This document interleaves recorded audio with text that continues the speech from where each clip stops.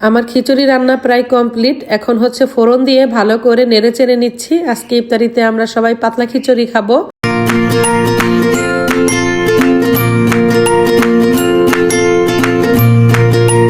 Hello guys, আসসালামু আলাইকুম। সবাই কেমন আছেন? আশা করি সবাই খুব ভালো আছেন। আমি আল্লাহর রহমতে আপনাদের দয়ায় খুবই ভালো আছি। তো এই মুহূর্তে চলে আসছে ছোট্ট একটি ব্লগ নিয়ে। আর আজকে তো আমাদের 15 রোজা কমপ্লিট হবে। আর আমি চাইলাম যে আজকে 15 রোজা আমি ইফতারিতে কি আইটেম তৈরি করতেছি সেটাই তোমাদের সঙ্গে আমি শেয়ার করব। তো প্রতিদিনই আমাদের ইফতারে মানে ফ্রাই জাতীয় অনেক খাবার থাকে। আর একাধারে যদি আমরা রেগুলার এই ফ্রাই জাতীয় খাবার খাই তাহলে কিন্তু আর ভালো লাগে না। তাই আজকে আমি চাইলাম যে ইফতারে খাওয়ার জন্য অল্প করে আমি একটু খিচুড়ি রান্না করব, আর সঙ্গে হচ্ছে শক্ত মুরগির মাংস রান্না করব। তো খিচুড়িটা শুধুমাত্র ইফতারেই খাওয়া হবে, আর ভোর রাত্রে সাইডের জন্য হচ্ছে ভাত রান্না করব। তো সেটাই চাইলাম যে ছোট্ট করে মানে একটা ব্লগের মাধ্যমে তোমাদের সঙ্গেও শেয়ার করি। তো দেখতে থাকো আমার আজকের এই ছোট্ট ব্লগটি, আশা করি তোমাদের কাছে ভালো লাগবে। তো এখন হচ্ছে রান্না শুরু করব। তো প্রথমে আমি মাংস রান্না করব, তার জন্য পেঁয়াজ ফ্রাই করে নিচ্ছি। আর এখানে শক্ত মুরগির মাংস ধুয়ে ক্লিন করে নিয়েছি। এখন এটা রান্না বসাবো। তো এখানে মাংস রান্না করার জন্য যা যা মশলা লাগবে আমি সব রকমের মশলা দিয়ে সুন্দর করে কষিয়ে নিচ্ছি। এটাকে খুব ভালো করে কষানোর পরে এর ভিতরে আমি ক্লিন করে রাখা মাংসগুলোকে দিয়ে দিব। আর অন্যান্য মাংসের তুলনায় এই মাংসটা রান্না করতে একটু সময় বেশি লাগে।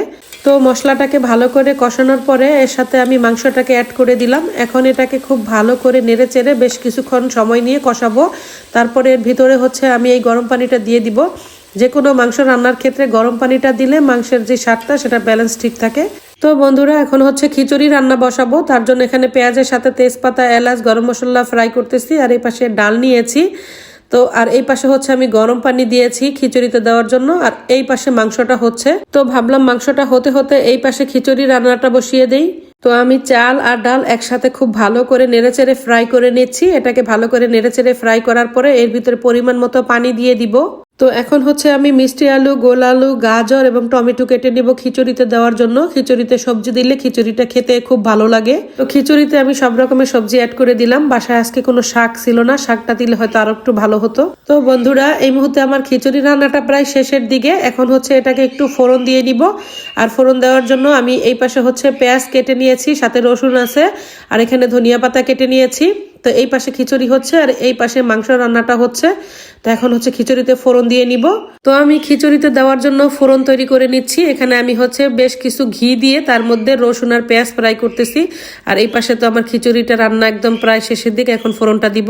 তো বন্ধুরা আমি কিন্তু এই মুহূর্তে খিচুড়ির সাথে ফোড়নটা অ্যাড করে দিয়েছি। এখন এটা একটু নেড়ে চেড়ে উপর দিয়ে আমি কিছু ধনিয়া পাতা কুচি ছিটিয়ে দিব।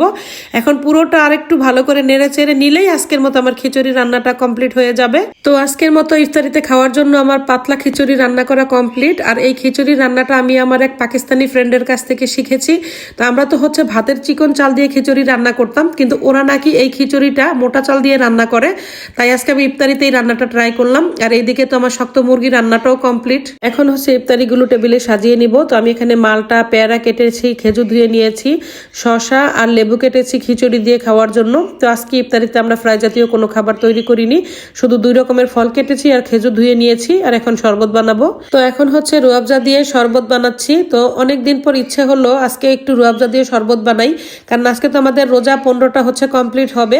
এই পর্যন্ত আমরা জুস খেয়েছি, লাচ্ছি খেয়েছি, তে খেয়েছি, বাট রুয়াবজা দিয়ে শরবত আমাদের একদিনও খাওয়া হয়নি।